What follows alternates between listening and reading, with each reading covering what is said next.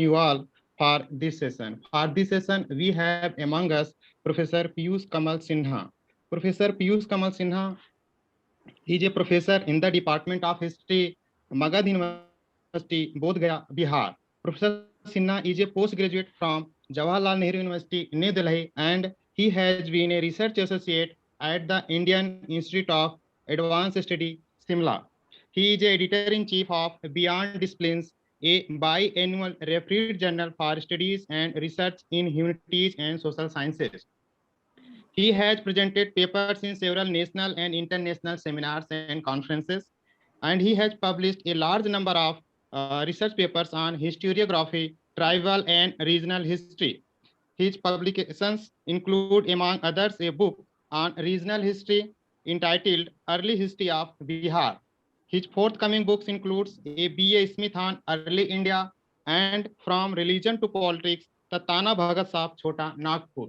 We take this opportunity to thank him and we welcome you again, sir. Now, to start this session, I invite our honorable guest speaker, Professor Piyush Kamal Sinha, who will be discussing on cinema इतिहास लेखन में साक्ष्य के रूप में. Professor Sinha sir, over to you. Thank you very much.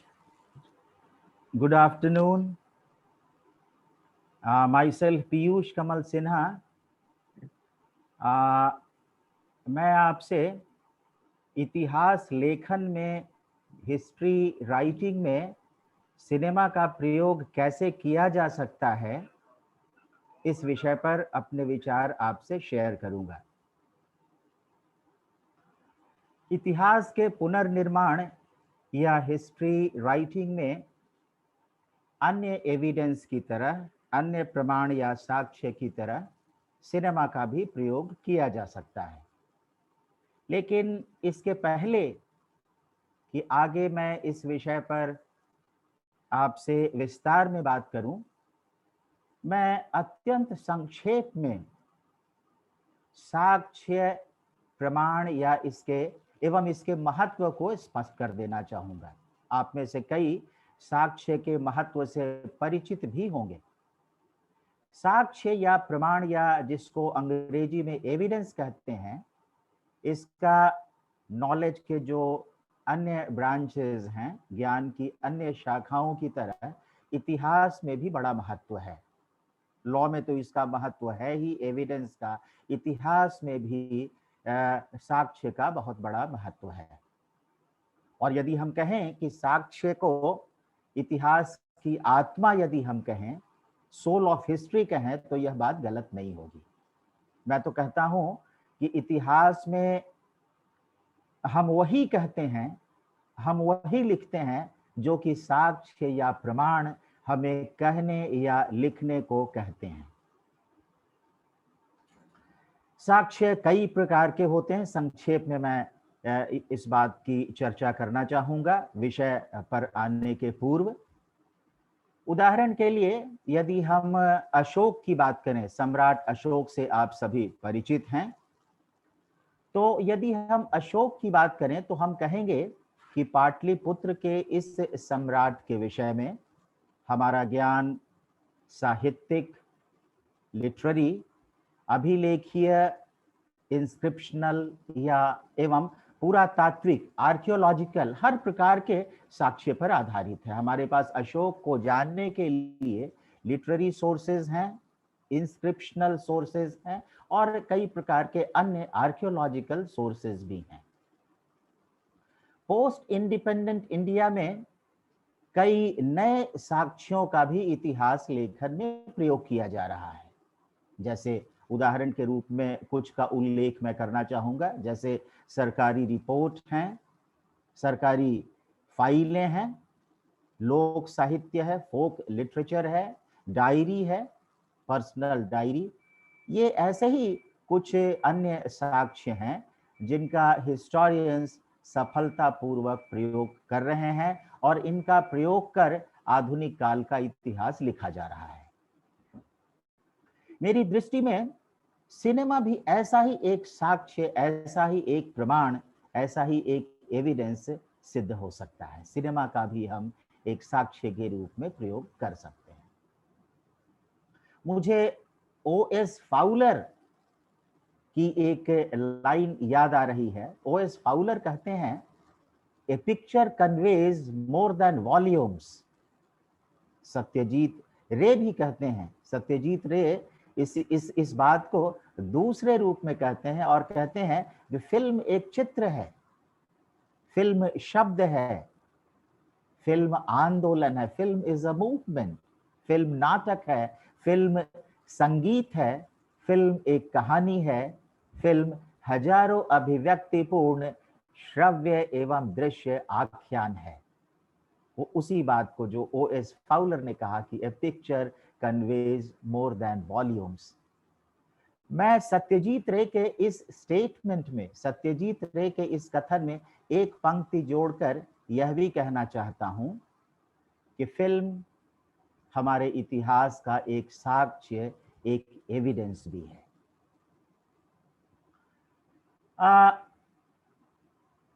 फिल्मों ने मनोरंजन के साथ साथ, एंटरटेनमेंट के साथ साथ जीवन के भिन्न भिन्न पहलुओं को, जीवन के डिफरेंट एस्पेक्ट्स को बदलते परिवेश में चित्रित किया है।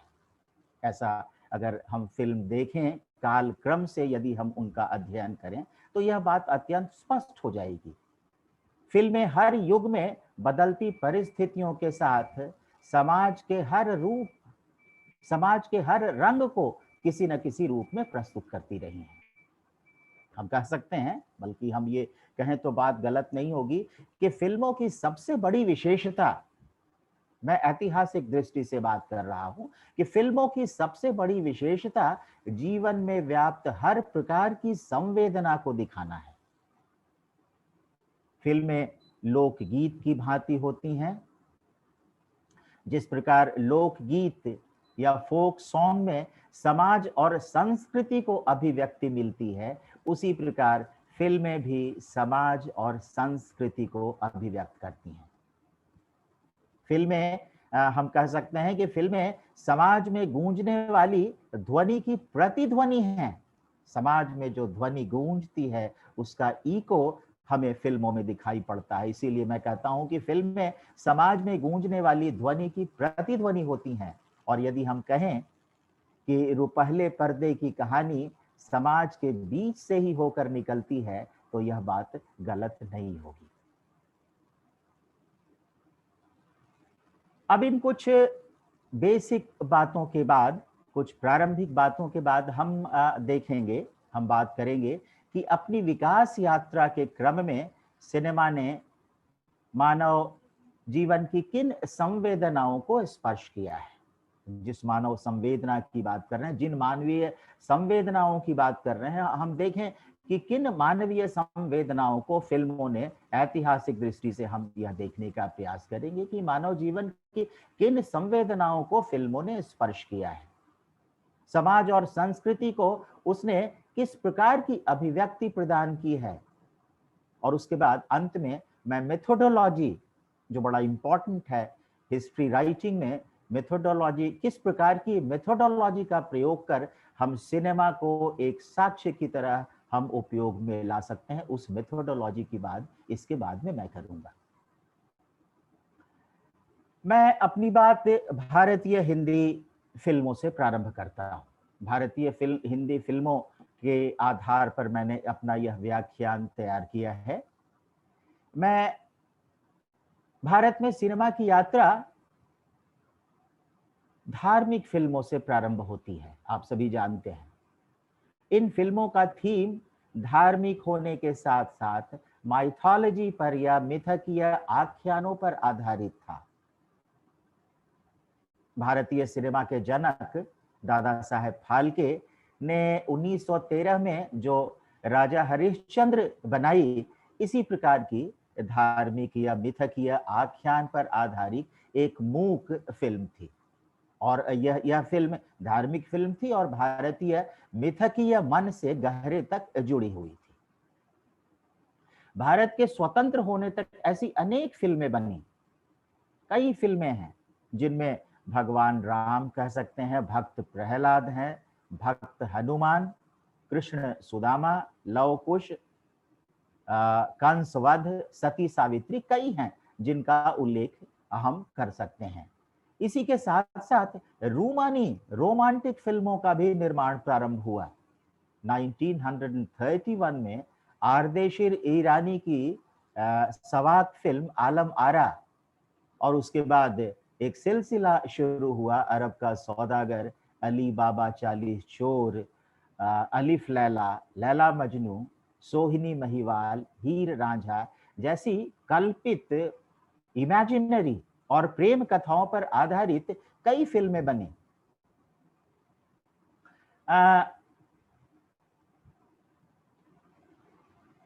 एक पत्रकार और समाजशास्त्री रामशरण जोशी, आप लोगों ने उनका नाम सुना होगा, वह कहते हैं कि जब कोई राष्ट्र या समाज पराधीन होता है तो उसके प्रतिरोध की अभिव्यक्ति नकारात्मक होती है, और यह नकारात्मक अभिव्यक्ति पौराणिक अथवा रोमानी पात्रों के माध्यम से व्यक्त होती है। वह कहते हैं कि परतंत्र देश की प्रजा ऐसे पात्रों के माध्यम से अपने शौर्य और आक्रोश को वाणी देने का प्रयास करती है। प्रारंभिक जो फिल्मकार रहे भारत में, खास करके जिन्होंने हिंदी फिल्में बनाई, उन्होंने औपनिवेशिक भारत की इस मनोसंरचना का खूब फायदा उठाया और धार्मिक एवं रूमानी फिल्में बनाई।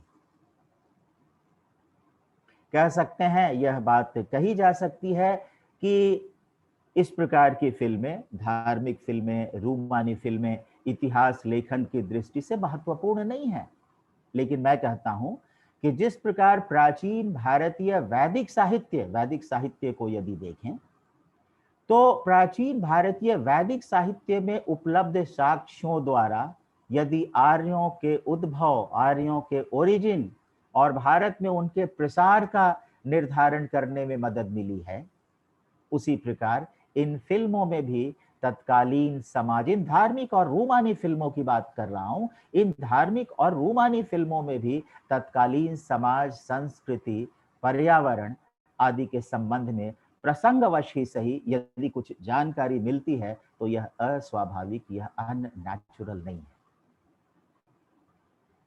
मेरे कहने का अर्थ यह है कि हमारा वैदिक साहित्य एक धार्मिक साहित्य है। यदि इस साहित्य का प्रयोग कर इतिहास लेखन किया जा सकता है तो फिर इन फिल्मों के द्वारा क्यों नहीं, इन धार्मिक और रूमानी फिल्मों के द्वारा क्यों नहीं। मुझे तो लगता है कि भूगोल और पर्यावरण और ऐसे कई विषय हैं जिनका इतिहास लिखने की दृष्टि से इन फिल्मों से काफी मदद मिल सकती है।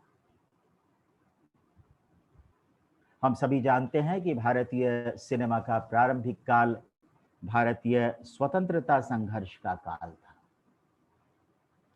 ब्रिटिश दास्ता से आजादी की हमारी लड़ाई मॉडरेट और एक्सट्रीमिस्ट फेजेस को पार करती हुई गांधीयन फेज में प्रविष्ट हो चुकी थी। तर्क, रीजन या औचित्य और मानववाद, ह्यूमैनिज्म पर आधारित धर्म और समाज सुधार आंदोलन का देशव्यापी प्रसार हो चुका था। ऐसे में फिल्में भी अप्रभावित कैसे रहती? उनमें भी सामाजिक, राजनीतिक और सांस्कृतिक मुद्दे उठने लगे और इन मुद्दों को आधार बनाकर कई गैर पौराणिक और गैर रोमानी फिल्मों का निर्माण किया जाने लगा। भारतीय नवजागरण आंदोलन से प्रेरणा कर फिल्मकारों ने भारतीय समाज में व्याप्त सामाजिक कुरीतियों और कुप्रथाओं पर फिल्में बनाई। समाज का यथार्थ सिनेमा में दिखाई देने लगा। कई फिल्में हैं, कई फिल्मकारों ने ब्रिटिश कॉलोनियलिज्म, ब्रिटिश उपनिवेशवाद के भारतीय अर्थव्यवस्था पर पड़े विविध प्रभावों का फिल्मांकन किया। भारत का अनौद्योगिकरण, डी इंडस्ट्रियलाइजेशन भारतीय कृषि का व्यापारीकरण, कमर्शियलाइजेशन ऑफ इंडियन एग्रीकल्चर, और इसके परिणाम स्वरूप उत्पन्न परिस्थितियों को कुछ फिल्मकारों ने एक मंजे हुए समाज विज्ञानी की तरह समझा और उन पर फिल्में बनाई। कमर्शियलाइजेशन ऑफ एग्रीकल्चर एक किसी भी समाज के लिए एक पॉजिटिव डेवलपमेंट माना जाता है, लेकिन यहाँ ब्रिटिश पीरियड में, कॉलोनियल पीरियड में commercialisation of agriculture was a forced process.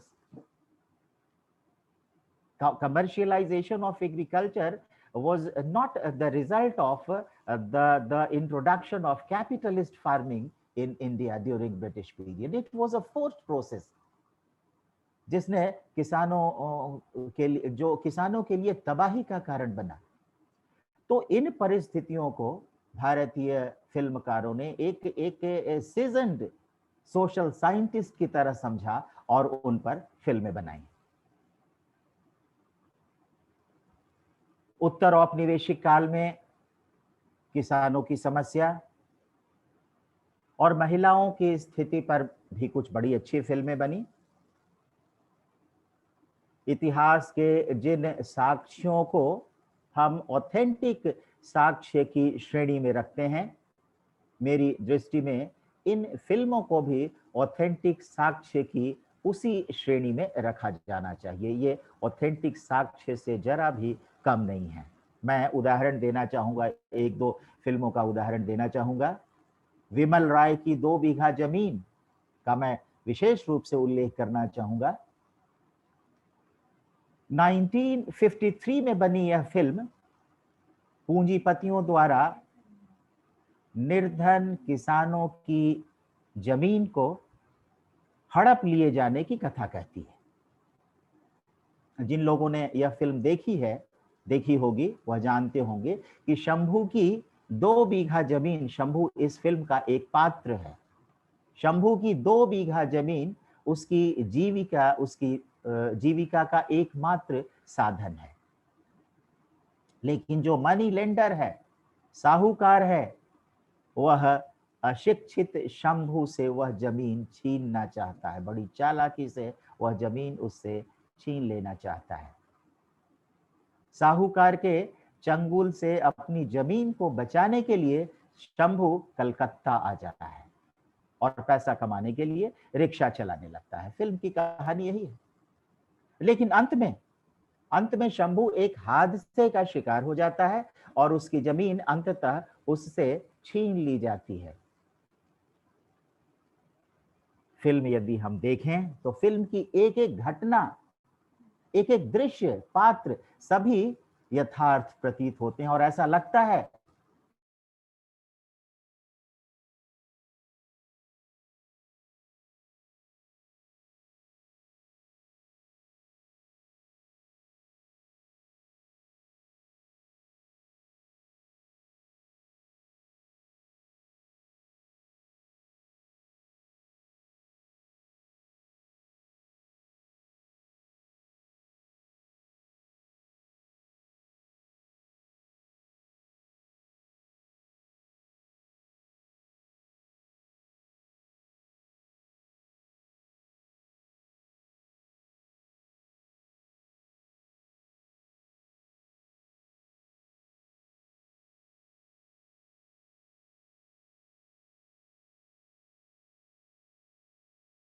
Sir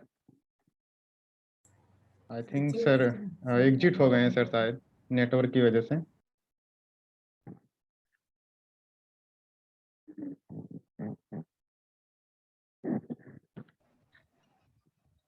हमें प्लीज सी एक बार देखना।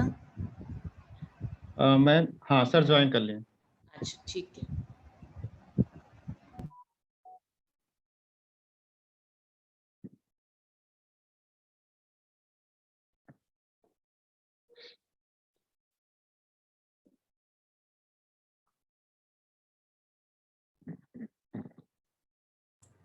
सर का ऑडियो अभी कनेक्ट हो रहा है। हम्म।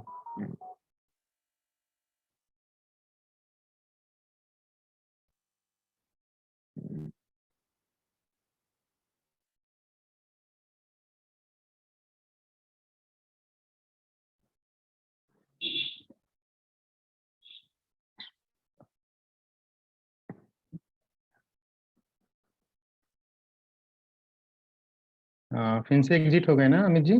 सर फिर से एग्जिट हो।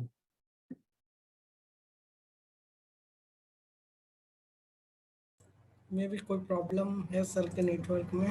हाँ।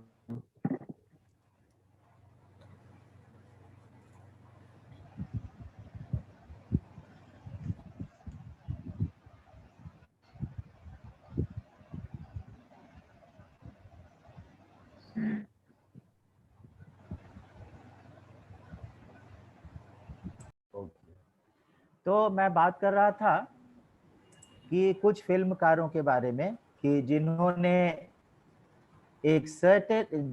हिस्टोरिकल पीरियड को एक जीवंत कर दिया है फिल्मों में।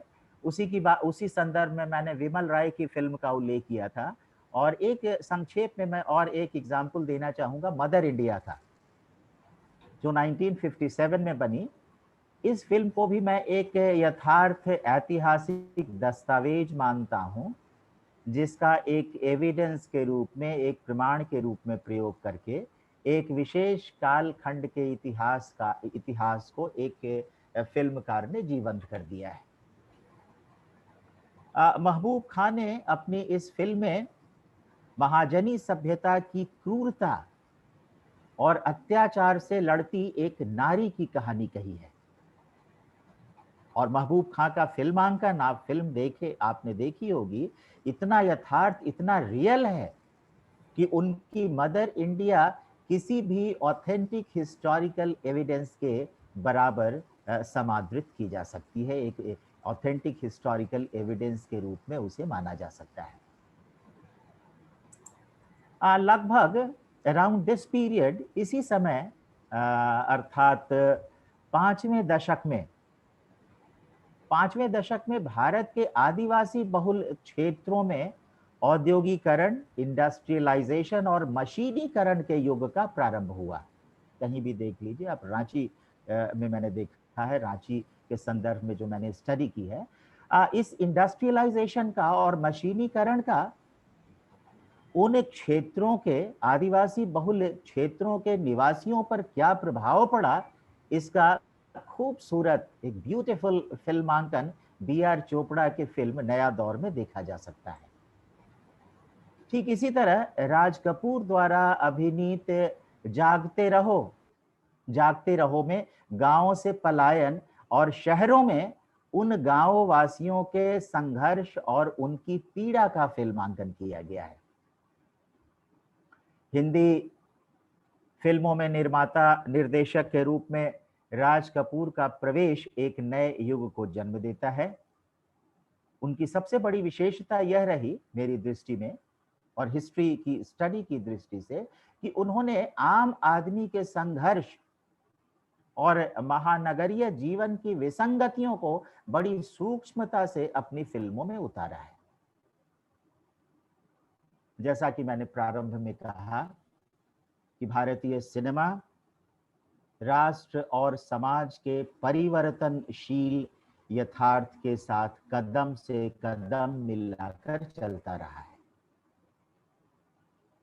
महिलाओं की स्थिति को यदि हम देखें तो 5वें दशक तक जहां भारतीय स्त्री को अबला और निरीह समझा जाता था, वहीं कालांतर में स्त्री के अस्तित्व और उसकी अस्मिता को अत्यंत प्रभावशाली तरीके से स्थापित किया गया। B.R. चोपड़ा द्वारा निर्मित एक ही रास्ता और धूल का फूल, इन फिल्मों में समाज में विधवा की स्थिति एवं अविवाहित मातृत्व की समस्या से जूझने वाली स्त्रियों के जीवन को दिखाया गया है। एक ही रास्ता और धूल का फूल, इसका उल्लेख मैं कर रहा हूं। इस प्रकार की फिल्मों में पुरुष प्रधान समाज की वर्चस्ववादी व्यवस्था और स्त्री के कशमकश को दिखाया गया है। लेकिन कालांतर में बाद में जो फिल्में बनी, उनसे संकेत मिलता है, बड़ा ही स्पष्ट संकेत मिलता है कि समाज में स्त्रियों की स्थिति परिवर्तित हो रही थी। और इसीलिए कोई आश्चर्य नहीं कि बाद के दशकों में बनी फिल्मों में भारतीय स्त्री का एक नया रूप सामने आता है।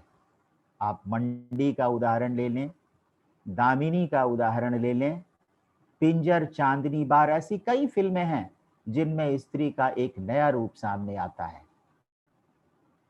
इन फिल्मों की स्त्री सामंती संस्कारों और परिवार एवं समाज में पुरुष के वर्चस्व को चुनौती देती हुई दिखाई देती है। उसमें उस स्त्री में, उन स्त्रियों में पुरुष के साथ समानता एवं स्वतंत्रता की उत्कंठा है। वह स्वतंत्रता चाहती है, वह पुरुष के साथ समानता का व्यवहार चाहती है। ठीक इसी प्रकार यदि हम श्रमिक वर्ग की समस्याओं पर इतिहास लेखन करना चाहें तो हमारे पास कई फिल्में हैं। सत्यकाम और काला सोना है हमारे पास। सत्यकाम और काला सोना जैसी कई फिल्में हैं। शहरीकरण और महानगरीकरण की विद्रूपताओं पर भी कई फिल्में बनी। मैं ख्वाजा अहमद अब्बास की फिल्म का उदाहरण देना चाहूंगा, शहर और सपना का। शहर और सपना में ख्वाजा अहमद अब्बास ने इस बात को बड़े ही प्रभावशाली ढंग से सामने रखा है। अब्बास कहते हैं कि महानगर की संस्कृति संवेदना शून्य होती है। यही मैसेज है उनका। महानगर की संस्कृति संवेदना शून्य होती है। बाद के वर्षों में भी इस विषय पर कई फिल्में बनी, जिनमें हम सत्या का उल्लेख कर सकते हैं, कंपनी का उल्लेख कर सकते हैं, हथियार, त्रिशूल, अग्निपथ आदि कई फिल्में हैं जिनका हम उल्लेख कर सकते हैं। इसमें कोई संदेह नहीं कि इन फिल्मों में उच्च कोटि की कलात्मकता का प्रयोग हुआ है, लेकिन वह मेरा विषय नहीं है, उस विषय की मेरी जानकारी भी नहीं है। लेकिन इस बात से इनकार नहीं किया जा सकता है कि इनमें यथार्थ का फिल्मांकन हुआ है, और यही मेरा मूल विषय है। इन फिल्मों में यथार्थ का, सामाजिक यथार्थ का फिल्मांकन हुआ है, और इस दृष्टि से इतिहास लेखन के कार्य में इन्हें एक साक्ष्य के रूप में प्रयुक्त किया जा सकता है, इन्हें एक एविडेंस के रूप में प्रयोग किया जा सकता है। वस्तुतः इस प्रकार की कई फिल्में बनी। उदाहरण के रूप में मैंने कुछ फिल्मों का उल्लेख किया। ऐसी कई फिल्में हैं जिनमें भारतीय समाज और संस्कृति की विविधतापूर्ण धाराओं को पर्दे पर इन फिल्मकारों के द्वारा उतारा गया। हाल के वर्षों में, बहुत हाल की बात नहीं है, कुछ वर्ष पहले, दशक पहले, कुछ ऐसी फिल्में बनी जिनसे इस बात का संकेत मिला कि भारत तेजी से बदल रहा है। मैं बिल्कुल हाल की बात नहीं कर रहा हूं। कुछ दशक पूर्व ऐसी फिल्में बनी जिनसे यह संकेत मिला कि इंडिया इज चेंजिंग। वह उपभोक्तावाद के युग में प्रवेश कर चुका है। इन फिल्मों में मानवीय संबंधों और संवेदनाओं का लोप होता हुआ दिखता है। मूल्यों, वैल्यूज और संस्थाओं का विखंडन होता हुआ दिखता है। सेक्स और हिंसा की वर्चस्वता दिखाई देती है। राजनीति का अपराधीकरण दिखता है। इस कुरूप यथार्थ में कहूं, इस कुरूप यथार्थ का चित्रण राजनीति जैसी फिल्मों में अत्यंत स्पष्ट रूप से देखा जा सकता है। गंगा जल और अपहरण जैसी फिल्मों में भी इस यथार्थ का चित्रण बड़े ही स्पष्ट रूप से देखा जा सकता है। पिछले कुछ दशक में नए विमर्श भी सामने आए। सिनेमा ने इनकी भी अनदेखी नहीं की। जैसे मैं उदाहरण देना चाहूंगा मुन्ना भाई MBBS का,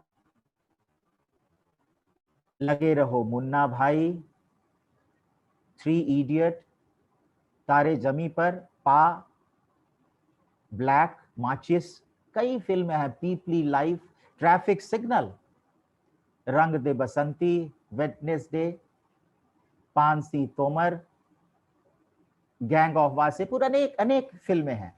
तो इन फिल्मों में हिंदी सिने कर्मियों ने 21वीं सदी के परिप्रेक्ष्य में भारत की आधुनिक प्रवृत्तियों का फिल्मांकन किया है। मधुर भंडारकर की ट्रैफिक सिग्नल आप लोगों ने देखी होगी। एक और फिल्म निर्देशक मधुर भंडारकर ट्रैफिक सिग्नल में लाल बत्ती या रेड लाइट, वहां होने वाले रोजगार और उससे जुड़े लोगों के जीवन का यथार्थ बताते हैं। वहीं दूसरी ओर 2010 की पीपली लाइव ने भारत की एक अत्यंत ज्वलंत सामाजिक समस्या, किसानों की आत्महत्या की बात की है। हम जानते हैं कि भारत में किसानों द्वारा आत्महत्या की स्थिति 1990 के बाद उत्पन्न हुई। हर वर्ष 10,000 से अधिक किसानों द्वारा आत्महत्या की रिपोर्टें दर्ज की गई हैं। वर्ष 1997 से 2006 के बीच 1,66,304 किसानों ने आत्महत्या की, जिसका प्रमुख कारण मॉनसून की असफलता माना गया। मॉनसून की विफलता, सूखा, इसके साथ ही ऋण का बोझ, बैंक, महाजन, इंटरमीडियरीज या बिचौलिए सभी मिलकर मेरी दृष्टि में एक ऐसे चक्र का निर्माण करते हैं जिनसे निकल पाना किसान के लिए संभव नहीं हो पाता और वह आत्महत्या के लिए मजबूर हो जाता है। फिल्म निर्देशक अनुषा रिजवी और महमूद फारूकी ने भारत की इसी समस्या को पर्दे पर जीवंत किया है। तो इस प्रकार हम देखते हैं कि सिनेमा बदलते भारत की प्रवृत्तियों को, उसकी जो अपनी भाषा है, उसकी जो अपनी शैली है, सिनेमा की जो शैली है, उसके माध्यम से अभिव्यक्ति देता रहा है। भारतीय सिनेकर्मियों के समक्ष कई प्रकार की चुनौतियां रही हैं। यह फिल्म के अध्ययन से यह बात ज्ञात होती है। लेकिन भारतीय सिनेमा ने इनसे कभी पलायन नहीं किया, बल्कि अपनी प्रतिभा और अपनी तकनीकी क्षमता के साथ इनका सामना किया और इस तरह की फिल्में बनती रही, समाज जो जिसे मैं कहता हूं कि समाज की ध्वनि की प्रतिध्वनि। और अब मैं उस प्रविधि या उस जिसको कहेंगे उस मेथोडोलॉजी की बात करूंगा जिसे प्रयुक्त कर सिनेमा को हम एक साक्ष्य के रूप में उपयोग में ला सकते हैं। अभी तक तो मैंने यह कहा कि सिनेमा को एक साक्ष्य के रूप में, एक एविडेंस के रूप में हम प्रयोग में ला सकते हैं। अब वह मेथोडोलॉजी, उस मेथोडोलॉजी की बात मैं करूंगा कि उस जिस मेथोडोलॉजी का प्रयोग कर सिनेमा को हम एक एविडेंस के रूप में यूज कर सकते हैं। इतिहास के अन्य साक्ष्यों की तरह सबसे पहले तो मैं यह कहूंगा कि cinema also does not speak for itself. एक एविडेंस या साक्ष्य के रूप में सिनेमा के अर्थ, सिनेमा के महत्व को स्पष्ट करने के लिए उसकी ऐतिहासिक पद्धति से व्याख्या जरूरी है। इसलिए सिनेमा को एक साक्ष्य के रूप में परिवर्तित करने के पहले फिल्म इतिहासकार को, एक फिल्म हिस्टोरियन को सिनेमा का एक रिगरस इंटरोगेशन करना पड़ता है। कई सिनेमा दर्शक फिल्म की प्रत्येक घटना को सत्य मान लेते हैं। वे समझते हैं कि सिनेमा के पहले पर्दे पर वे जो कुछ भी देख रहे होते हैं वे सभी वास्तविक एवं सत्य हैं, पर ऐसा हमेशा नहीं होता। एक फिल्म हिस्टोरियन को इस बात का ख्याल रखना जरूरी होता है। फिल्म में ऐसे कई दृश्य हो सकते हैं जो वास्तविक घटनाओं के फिल्मांकन हों, पर कई बार ऐसा भी होता है कि दृश्य को अधिक कलात्मक बनाने के लिए फिल्मकार उसमें कुछ फेर बदल भी कर देता है। सिनेमा तकनीक के द्वारा यह फेरबदल इस प्रकार कर दिया जाता है कि सामान्य दर्शक को इसका भान तक नहीं हो पाता। यही कारण है कि फिल्म का मूल्यांकन एक ऐतिहासिक साक्ष्य अथवा प्रमाण के रूप में करने के पूर्व फिल्म इतिहासकार के लिए कुछ आवश्यक बातों का ज्ञान आवश्यक है। सबसे पहले तो एक फिल्म हिस्टोरियन को फिल्म मेकिंग की प्रक्रिया से अवगत होना चाहिए। उसे यह पता होना चाहिए कि किसी कहानी लेखक द्वारा लिखी कहानी से पर्दे पर उतरने वाली फिल्म तक की प्रक्रिया बहुत लंबी होती है। कहानी लिख दी गई और उसके बाद वह कहानी पर्दे पर उतर गई, इस प्रक्रिया अत्यंत लंबी है। यह एक स्टोरी से प्रारंभ होती है। यह प्रक्रिया एक स्टोरी से प्रारंभ होकर पटकथा लेखन, शूटिंग, संपादन, निर्देशन और वितरण के माध्यम से गुजरती हुई पर्दे पर समाप्त होती है। फिल्म निर्माण की प्रक्रिया के बारे में मैंने कहीं पढ़ा कि यह 7 चरणों में, कई चरण बताए गए हैं, लेकिन सामान्य रूप से फिल्म निर्माण की प्रक्रिया के विषय में कहा गया कि यह 7 चरणों में घटित होती है। नंबर 1 विकास या डेवलपमेंट, नंबर 2 पूर्व निर्माण या प्री प्रोडक्शन, नंबर 3 निर्माण या प्रोडक्शन, नंबर 4 फोटोग्राफी, 5 रैप, 6 उत्तर उत्पादन या पोस्ट प्रोडक्शन और 7 वितरण। एक फिल्म इतिहासकार को इन बातों की समझ होनी चाहिए। उसे सिनेमाटोग्राफी और ऑडियोग्राफी का भी अर्थ ज्ञात होना चाहिए और इन सब बातों के अतिरिक्त उसे फिल्म मेकिंग के महत्वपूर्ण तत्व जैसे फिल्म की थीम, फिल्म का basic idea, plot, script, setting, costume और मेकअप को भी अत्यंत सूक्ष्मता और गहराई से समझने की आवश्यकता होती है।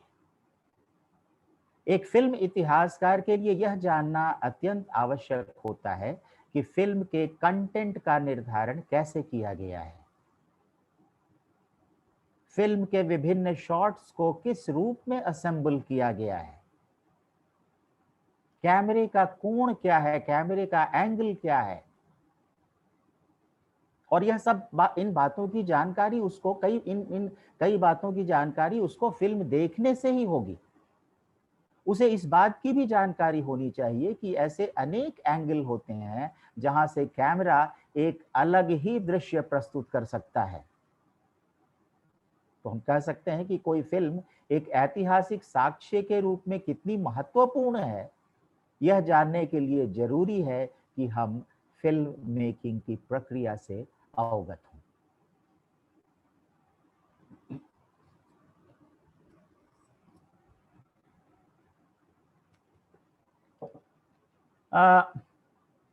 अन्य सभी ऐतिहासिक साक्ष्यों की तरह फिल्म को बहुत क्रिटिकली समझने की आवश्यकता होती है।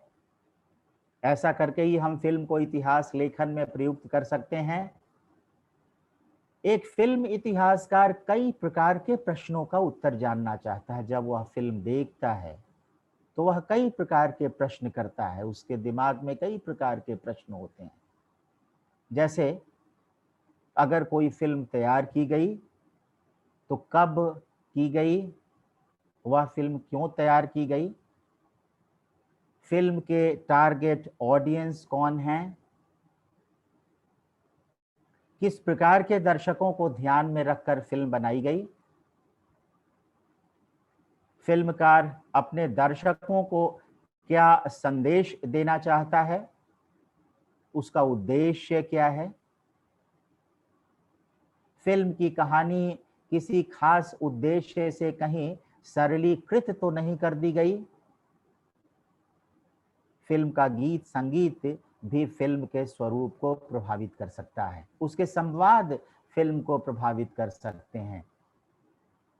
एक इतिहासकार को इन सभी बातों से परिचित होना चाहिए और इन सब के साथ उसे इस बात को भी ध्यान में रखना चाहिए कि सेंसरशिप और स्पॉन्सरशिप किसी फिल्म के फाइनल फॉर्म को प्रभावित कर सकते हैं। सेंसरशिप और स्पॉन्सरशिप भी फिल्म को प्रभावित कर सकते हैं। एक फिल्म इतिहासकार के लिए फिल्म के प्रकार का ज्ञान भी अत्यंत आवश्यक होता है। उसे विभिन्न प्रकार के फिल्मों का वर्गीकरण आना चाहिए, वर्गीकरण करना आना चाहिए। यह फिल्म किस प्रकार की फिल्म है, उसे इस बात की जानकारी होनी चाहिए कि ऐतिहासिक साक्ष्य के रूप में वह जिस फिल्म का प्रयोग कर रहा है वह किस प्रकार की फिल्म है। Whether it is a dramatic reconstruction, क्या वह फिल्म एक ड्रामेटिक रिकंस्ट्रक्शन है, फीचर फिल्म या डॉक्यूमेंट्री है, इंडिपेंडेंट या गवर्नमेंट कंट्रोल्ड न्यूज फिल्म है, या फिर वह एक एक्चुअलिटी फिल्म या इंफॉर्मेशन अथवा प्रोपेगेंडा फिल्म है। एक उदाहरण मैं दूंगा कि एक ड्रामेटिक रिकंस्ट्रक्शन में अभिनेता या एक्टर किसी ऐतिहासिक चरित्र को पर्दे पर जीवंत करने का प्रयास करता है। यहां इतिहासकार के लिए यह समझना आवश्यक होता है कि ऐतिहासिक चरित्र के फिल्मांकन के लिए फिल्मकार ने किस मूल साक्ष्य, किस ओरिजिनल सोर्स का प्रयोग किया है। यहां एक बात मैं स्पष्ट कर दूं, प्रारंभ में मैंने फिल्मों की थीम और उनके कंटेंट के विषय में जो कहा वह सब एक ही प्रकार की फिल्म, फीचर फिल्म से है। कभी कभी अन्य फिल्मों के संदर्भ में मैंने बात नहीं कही, सिर्फ फीचर फिल्म के संदर्भ में वही बात मैं स्पष्ट कर देना चाह रहा हूं। इसके साथ ही मैं यह भी कहना चाहूंगा कि कभी कभी फिल्मों में हम जो देख रहे होते हैं वह उससे भिन्न होता है। इसीलिए सिनेमा के संदर्भ में प्रायः यह कहा जाता है कि we can not always believe our eyes. ऐसा इसलिए कहते हैं क्योंकि फिल्मों को उनका फाइनल फॉर्म संपादन की प्रक्रिया के बाद ही प्राप्त होता है। संपादन की इस प्रक्रिया में फिल्माए गए फुटेज को शॉट में काटकर अच्छा खासा बदल दिया जा सकता है। एक इतिहासकार के लिए आवश्यक है कि वह इस बात को ध्यान में रखे। फिल्म का एक साक्ष्य के रूप में प्रयोग करते समय शॉट्स के ऑर्डर या क्रम को भी ध्यान में रखना आवश्यक है। इसके साथ और कई बातें हैं, जैसे यह जानना भी आवश्यक है एक फिल्म हिस्टोरियन को कि फिल्मांकन किस लोकेशन पर हुआ है, या वह किसी लोकेशन पर हुआ है या स्टूडियो में हुआ है। यदि इन बातों की जानकारी होगी तो फिल्म भी एक ऑथेंटिक साक्ष्य साबित हो सकेगा और इतिहास लेखन में उसका प्रयोग किया जा सकेगा। आज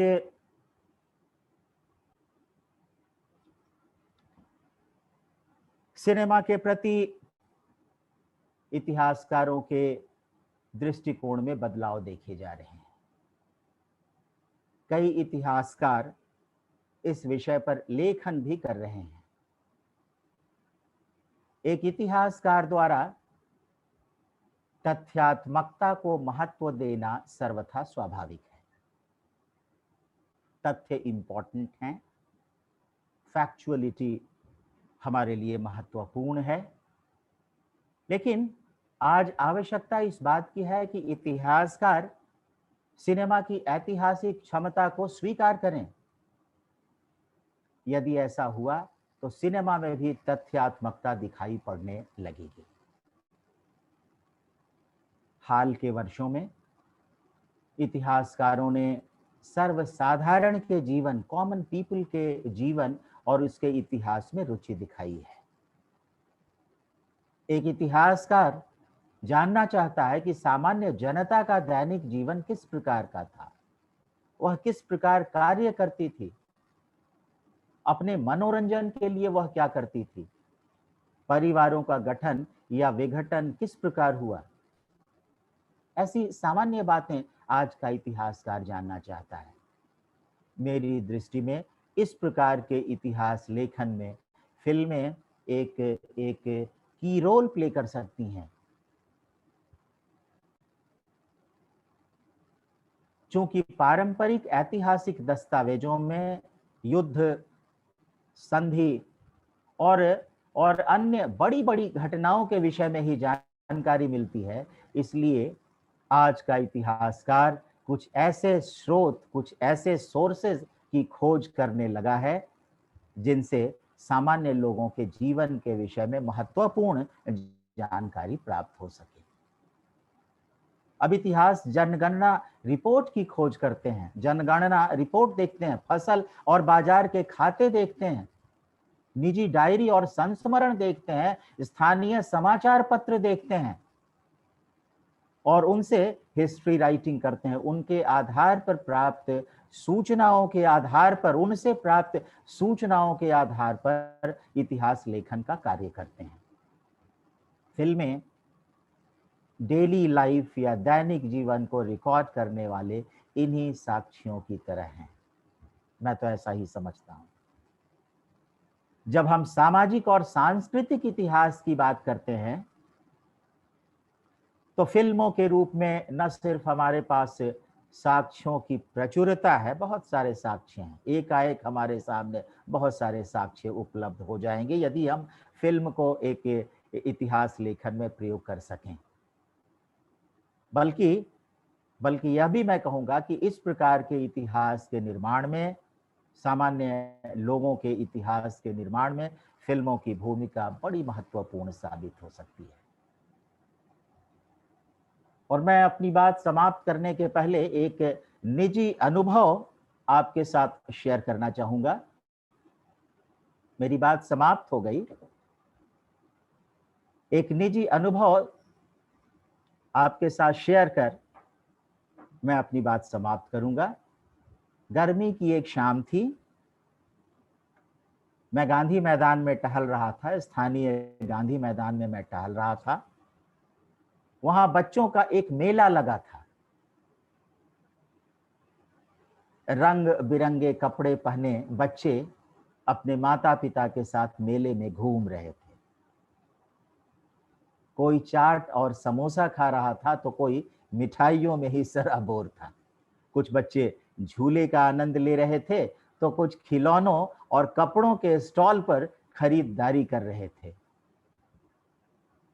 वहीं एक स्थान पर एक महिला बैलून बेच रही थी।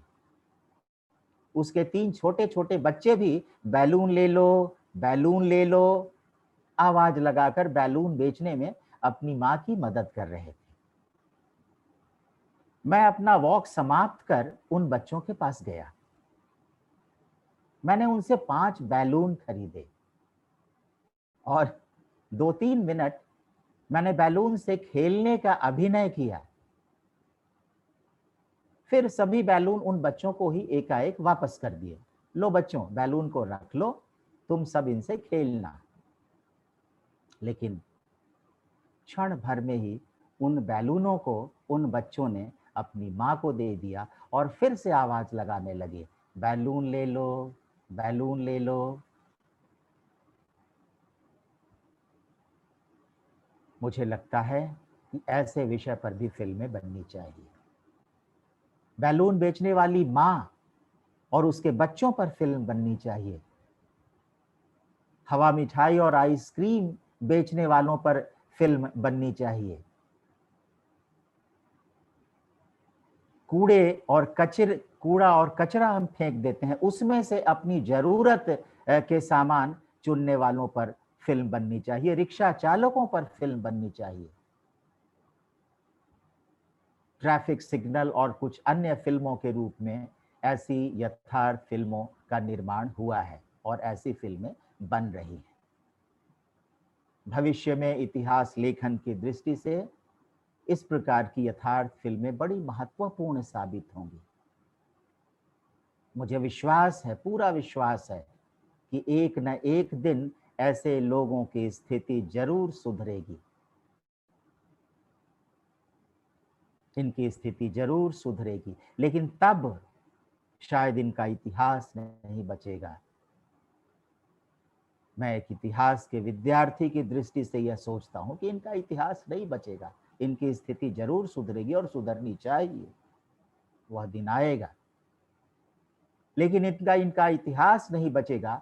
और इसलिए समाज के इन अति वंचित और अति उपेक्षित लोगों पर यदि फिल्में बनती हैं तो हमारी भावी पीढ़ी, भविष्य के जो इतिहासकार हैं, फ्यूचर हिस्टोरियंस हैं, इन फिल्मों का एक साक्ष्य, एक एविडेंस के रूप में प्रयोग कर इनके इतिहास का निर्माण कर पाने में समर्थ सिद्ध हो सकेगी। आप सबों को बहुत बहुत धन्यवाद, आपने मुझे सुना। इसके साथ ही मैं आयोजकों को धन्यवाद देता हूं कि मुझे आप लोगों के समक्ष अपने विचार को शेयर करने का अवसर प्रदान किया। Thank you very much. बहुत बहुत धन्यवाद सर। आपका बहुत बहुत आभार कि आपने इतना रोचक और जानकारी भरा व्याख्यान हम सभी के समक्ष रखें। जिस तरीके से आपने अपने टॉपिक की गहराइयों में जाए, निश्चित रूप से हम सभी को ये कुछ नया पढ़ने या सीखने के लिए मोटिवेट करता है। सो नाउ इसके लिए सर आपको पुनः बहुत बहुत धन्यवाद।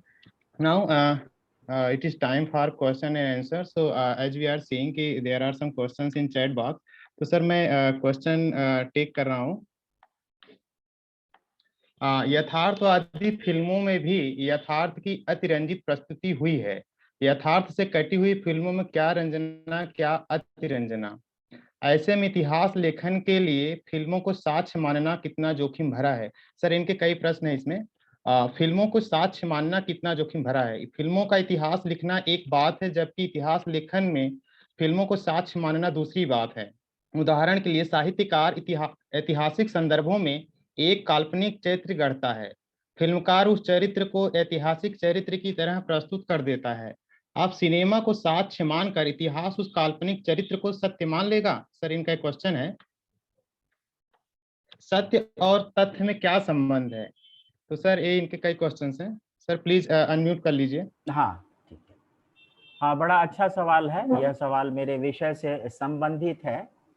सिनेमा को यदि हम छोड़ भी दें अभी एक सेकंड के लिए कि सिनेमा को इतिहास लेखन में साक्ष्य के रूप में हम प्रयोग नहीं करें, तो जो भी मान्य साक्ष्य हैं इतिहास के, चाहे वह लिटरेरी सोर्स हो, चाहे वह आर्कियोलॉजिकल सोर्स हो, आर्कियोलॉजिकल सोर्स में भी चाहे वह इंस्क्रिप्शन हो या वह क्वाइंस हो या मॉन्यूमेंट्स हो या जो फिर चला गया।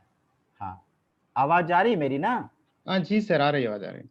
हाँ, तो हम लोग एक हिस्टोरिकल मेथड है, यदि इस विषय पर वह ज़्यादा जानना चाहते हैं, मैं कुछ बात बताऊंगा, लेकिन प्रारंभ में मैं बता दूं कि हिस्टोरिकल मेथड होता है ऐतिहासिक पद्धति का प्रयोग कर हम किसी साक्ष्य के आधार पर इतिहास लेखन करते हैं। बी शेख अली की किताब है इतिहास लेखन पर ऐतिहासिक पद्धति पर। मैंने इस बार उनकी किताब का उल्लेख इसलिए किया कि यदि उनको इंटरेस्ट हो इस विषय में जानने की, तो उस पुस्तक को पढ़कर इस विषय पर वह विस्तार से जान सकते हैं। मैं फिलहाल यह कहूं कि किसी भी एक स्रोत के आधार पर इतिहास लेखन नहीं किया जाता है। जो सूचना, उदाहरण के रूप में, जो मान लीजिए कोई सूचना हमें प्राप्त हो रही है किसी एक साहित्यिक स्रोत से, उस सूचना को हम कंपेयर करते हैं दूसरे स्रोत से प्राप्त सूचना को आधार बनाकर। यदि दोनों स्रोतों से प्राप्त सूचनाओं में यदि समानता दिखती है, तभी हम उसको उस तथ्य का इतिहास लेखन में प्रयोग कर सकते हैं। इसके साथ यह भी है, कई बातों का ध्यान रखा जाता है किसी स्रोत को एक वैलिड सोर्स मानने के लिए। जैसे कि आप इतिहास, प्राचीन भारत का इतिहास आप ले लीजिए, लिटरेरी सोर्सेज के रूप में कई ग्रंथों का हम उपयोग करते हैं इतिहास लेखन में। वहां हम यह देखते हैं कि कोई एक ग्रंथ किस काल में लिखा गया, मान लीजिए कि कौटिल्य के अर्थशास्त्र की यदि हम बात करते हैं तो कौटिल्य के अर्थशास्त्र को या बाणभट्ट के हर्षचरित को हम अधिक ऑथेंटिक मानेंगे, क्योंकि बाणभट्ट का हर्षचरित या कौटिल्य का अर्थशास्त्र उसी समय की समकालीन घटनाओं का ही उसमें डिपिक्शन है। लेकिन वही यदि हम पुराण की बात करेंगे कि पुराण से यदि हमें अशोक के संबंध में कोई जानकारी मिलती है या गुप्त राजाओं के संबंध में जानकारी मिलती है, तो उस ग्रंथ से प्राप्त सूचनाओं को हम उतना ऑथेंटिक नहीं मानेंगे। तो संक्षेप में मैं यही कहूंगा कि एक स्रोत से प्राप्त सूचना का हम दूसरे स्रोत से प्राप्त सूचना के साथ कंपेयर करते हैं और तभी उस तथ्य को हम इतिहास लेखन में प्रयुक्त करते हैं। इसके साथ ही और दूसरी बात, जैसे मैंने उदाहरण के रूप में कही कि कोई स्रोत किस समय लिखा गया, कौटिल्य की मैंने चर्चा की, अर्थशास्त्र की मैंने चर्चा की, या बाणभट्ट के हर्षचरित की मैंने चर्चा की, और वहीं मैंने पुराण की चर्चा की। तो ऐसा नहीं है कि सिनेमा में जो वह बात मैंने बताई ऐतिहासिक पद्धति में, यद्यपि मैंने अत्यंत संक्षेप में वह बात बताई, ऐतिहासिक पद्धति यही तो महत्वपूर्ण है कि किस पद्धति का प्रयोग कर किस तथ्य को हम यथार्थ माने और किस तथ्य को हम काल्पनिक माने, तो यह महत्वपूर्ण है।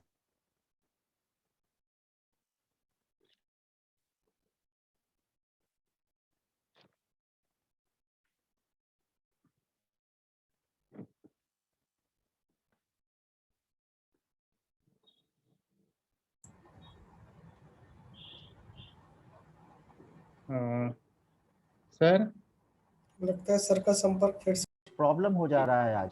जी सर, जी सर, आवाज आ रही है। तो मेरी पूरी बात आप लोगों तक पहुंची या फिर और भी विस्तार से कहूं मैं?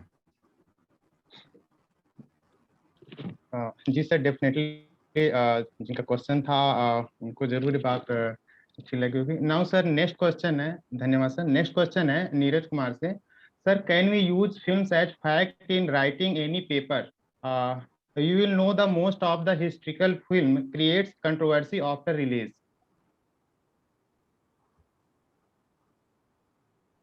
Sir?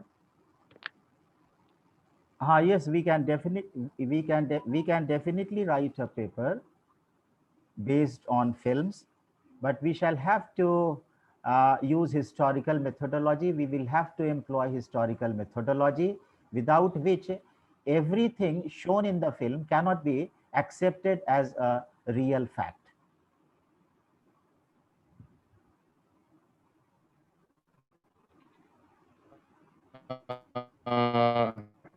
Thank you, sir.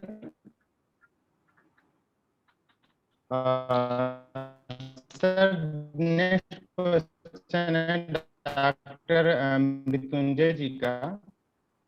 He is asking कि Piyush ji, this is Mrityunjay from Punjab University, Chandigarh. Wonderful analysis in every very simple language. Thank you very much, sir. I was just thinking, what if an Akbar of Jodha Akbar?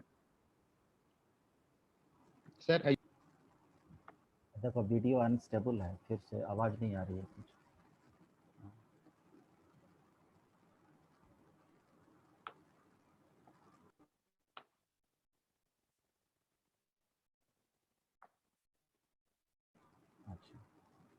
हाँ, मैंने अपना video of कर लिया है। Network थोड़ा सा week है यहाँ पे। आवाज जा रही है मेरी? जी सर, बिल्कुल आवाज आ रही है।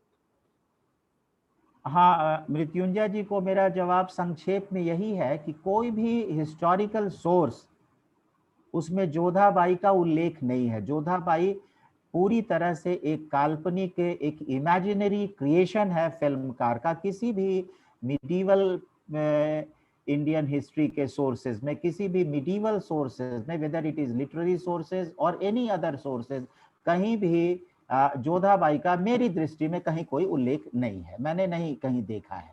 वैसे मैं मिडीवल का एक जानकार नहीं हूँ, मेरा area of specialization modern Indian history है, लेकिन मेरी जानकारी में मिडीवल सोर्सेज में कहीं भी जोधाबाई का उल्लेख नहीं है। Thank you sir.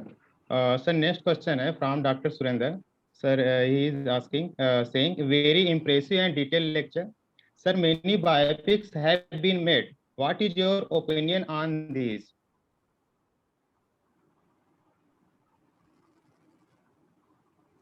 फिर आवाज नहीं आ रही है। हेलो। Sir, आवाज आ रही सर?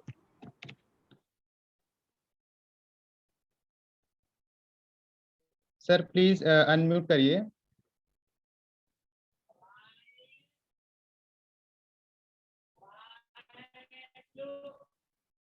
सर आवाज आ रही है? अमित सर डिस्कनेक्ट हो गए क्या सर? अब आ रही है। हाँ जी सर। सर नेक्स्ट क्वेश्चन है डॉक्टर सुरेंद्र जी का, एंड ही इज सेइंग कि very impressive and detail lecture. Sir many biopics have been made, what is your opinion on this? हाँ, उसको मैंने कहा संक्षेप में, उसको मैंने टच किया था।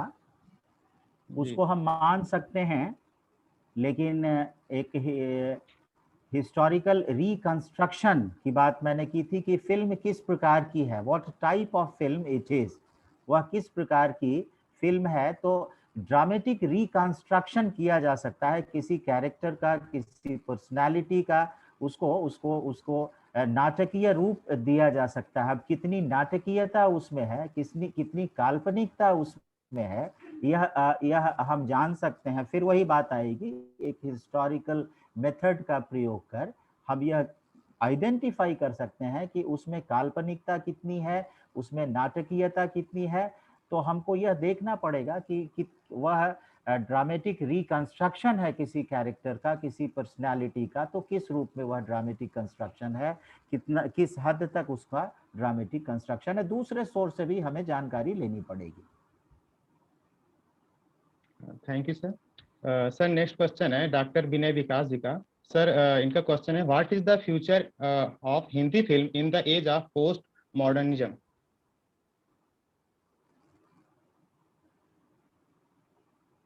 मुझे लगता है इस विषय पर मैं बहुत इस विषय का जानकार मैं नहीं हूं, लेकिन विनय विकास जी को मैं जरूर कहूंगा कि मुझे तो इसका भविष्य अच्छा दिखता है। हिंदी का प्रचार प्रसार हुआ है, हिंदी बोली लिखी जा रही है अच्छी तरह, और अब हिंदी बोलने में, पहले लोगों को हिंदी बोलने में, हिंदी लिखने में थोड़ा संकोच होता था। यह संकोच मैं देख रहा हूँ, जहाँ तक मेरा ऑब्जर्वेशन है, यह संकोच जा रहा है।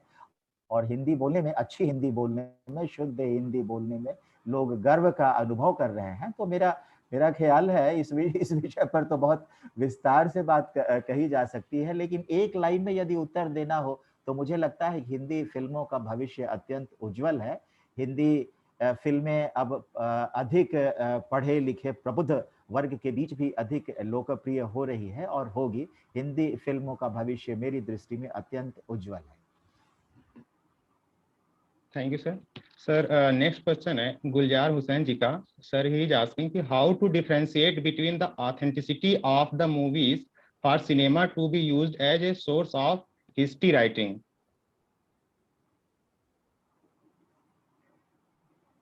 हाँ, ये तो मैंने बताया, I talked about it in my second part, in second part of my lecture, when where I have talked about historical methodology. My second part was focused on historical methodology. Which methodology should we employ, employing which we can reach the truth, we can draw facts from, we can separate imaginary things from factual things. So that depends on methodology. We will have to know the methodology using which a historian draws real facts from a source, and cinema is a source. So using cinema as a source, how can we draw real facts from it? That depends on historical methodology. Thank you sir. So we will have to know the process of cinema making. We will have to know the types of films and so many other things that we will have to know. Then only we can use cinema as a source of history. Okay, thank you sir.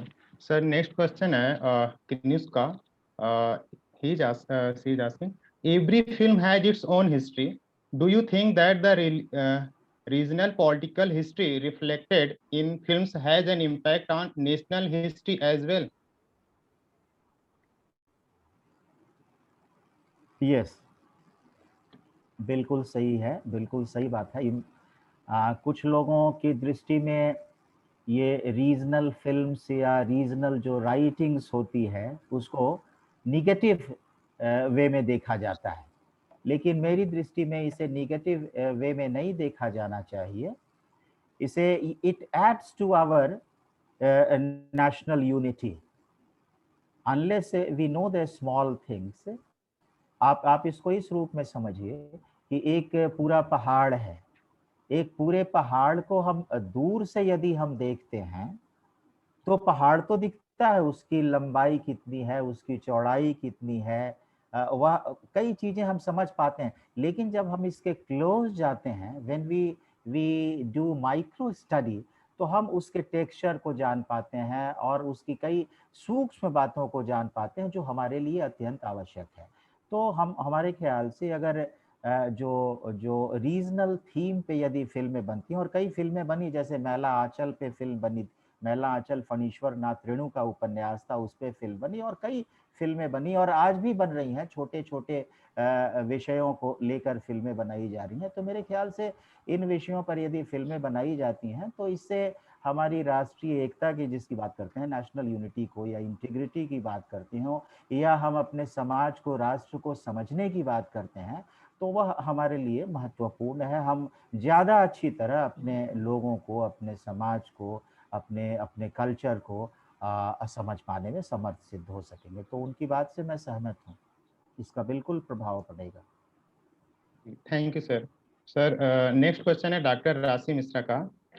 engaging session is sir still issues like rag pickers, rickshaw pullers are not a history yet, and even right to pro Kabliwala to the contemporary cinema that brings traffic signals and Slumdog at global platform.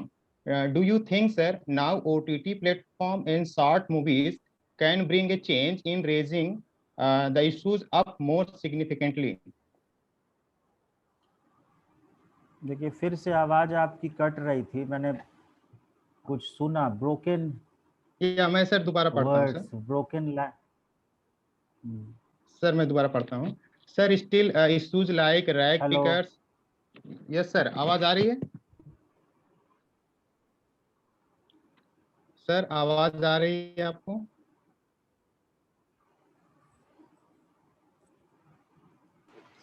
Anil, आवाज आ रही है, you can continue with the question. Okay sir, मैं question दोबारा पढ़ देता हूँ sir.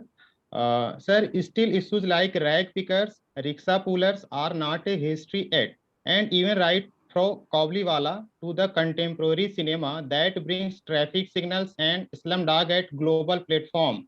Do you think, sir, now OTT platform and short movies can bring a change, raising the issues up more significantly?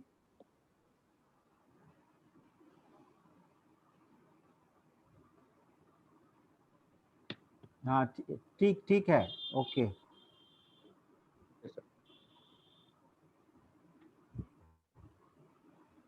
हाँ, मैं इनका सब क्वेश्चन नहीं समझ पा रहा हूँ। Hello, yes sir. Okay sir, doctor राशि मिश्रा, सर अमित सर, ये अनम्यूट हैं, हो जाएंगे? ये अपना क्वेश्चन पूछ लें। हाँ अनम्यूट कर दी अमित सर। डॉक्टर राशि, Amit, can you please make Dr. राशि Mishra Mishra a co-host? She can unmute and ask her question. या Ma'am, you can ask your question. Yeah, I can ask.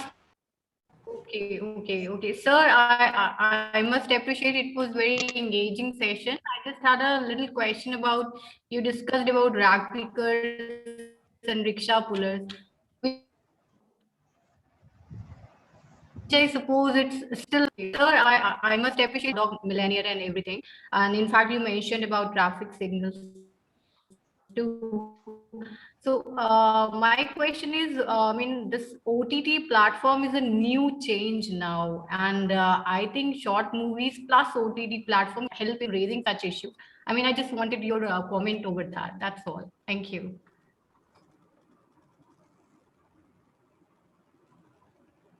Sir, It all next, please unmute कर Okay. लीजिए राशि Mishra ji, sorry mute कर लीजिए। Sir, next question है doctor Rajesh ji का, किंवदंतियों को भी सिनेमा में इतिहास की तरह प्रस्तुत किया है, ऐसी प्रस्तुतियों की इतिहास लेखन में क्या उपयोगिता है?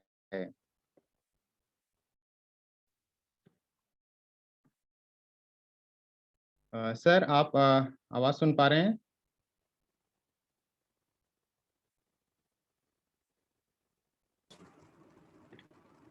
क्या है वो नेटवर्क बैंडविड्थ इज लो। नहीं आ रही, कुछ नहीं आ रही है, डिस्टर्ब है, कुछ नहीं, कोई आवाज नहीं।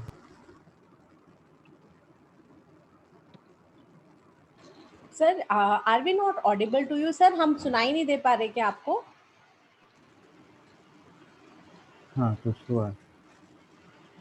पीयूष सर, हाँ, दूसरे ये मैम मैंने दूसरे नेट से कनेक्ट किया है। अब थोड़ा देखते हैं, ट्राई करते हैं। बोलिए जी। जी sorry. सर, नो कोई प्रॉब्लम बात नहीं sir. Sir, doctor Rajesh ji का क्वेश्चन है कि किंवदंतियों को भी हम्म। सिनेमा ने इतिहास की तरह प्रस्तुत किया है, ऐसी प्रस्तुतियों की इतिहास लेखन में क्या उपयोगिता है?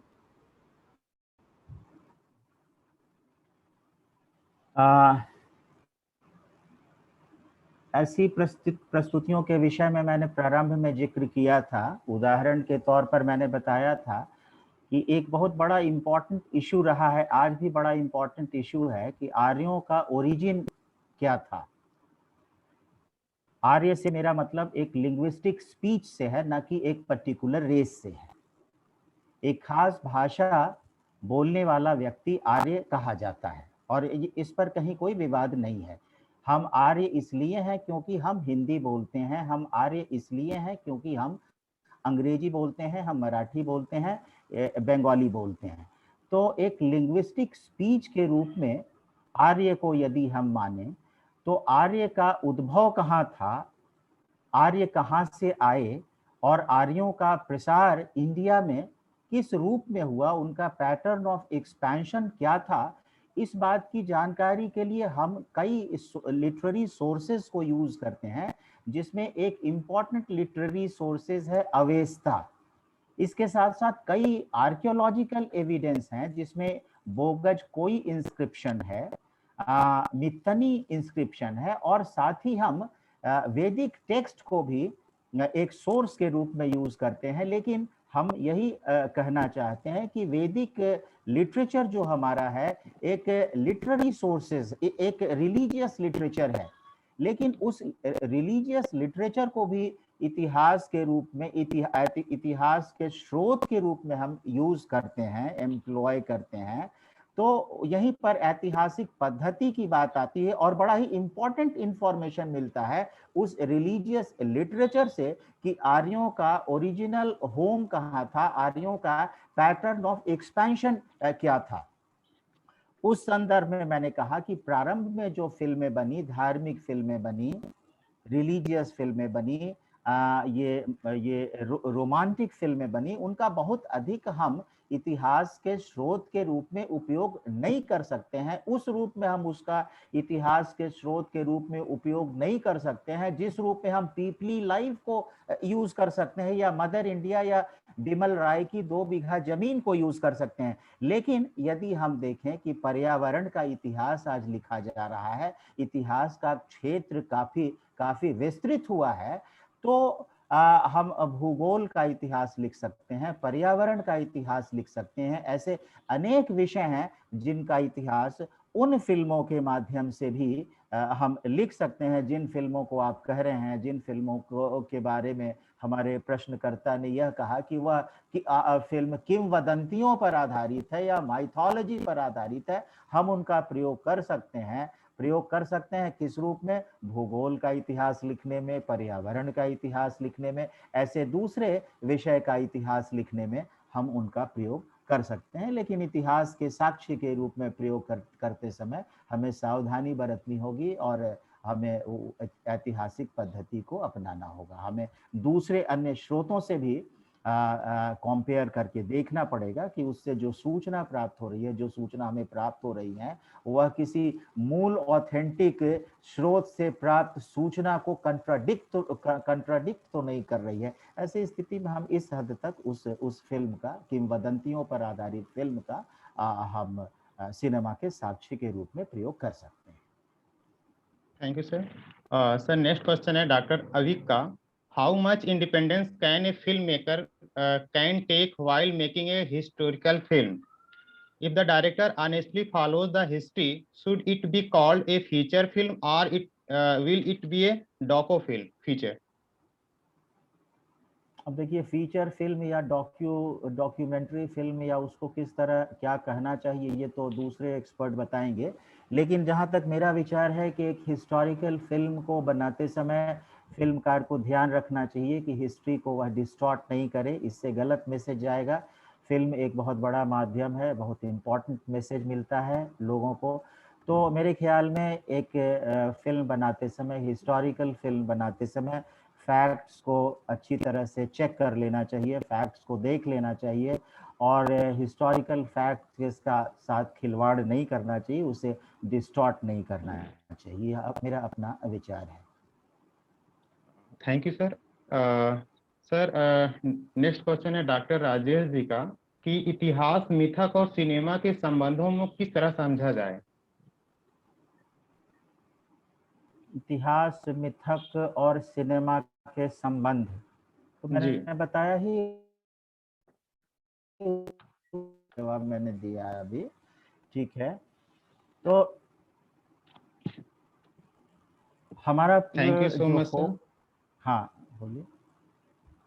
जी सर, जी सर। हम वही तो उसी बात की तो चर्चा मैं कर रहा हूँ कि how to separate real facts, how to separate facts from myth. Myth क्या है, रियलिटी क्या है, इसको हम कैसे सेपरेट करें, और यह सेपरेट करना हम जान लेंगे। मिथ को रियलिटी से या मिथ को अलग करना हम सीख जाएंगे, या मिथ को रियलिटी से अलग करना हम सीख जाएंगे, तो फिर हम सिनेमा को एक साक्ष्य के रूप में प्रयोग करना जान जाएंगे। Okay, thank you so much sir. Due to shortage of time now, thank you so much sir for all the queries solved by you. Now on behalf of organizing committee, it gives me an immense pleasure to deliver vote of thanks for this session. First, I would like to thank our honorable guest speaker, Professor Piyush Kamal Sinha sir, who have spared their precious time to enlighten us. In last, I would like to thank all the participants for their nice cooperation. Thank you so much sir. Now I hand over the mic to the moderator of next session. Thank you so much sir again. Thank you.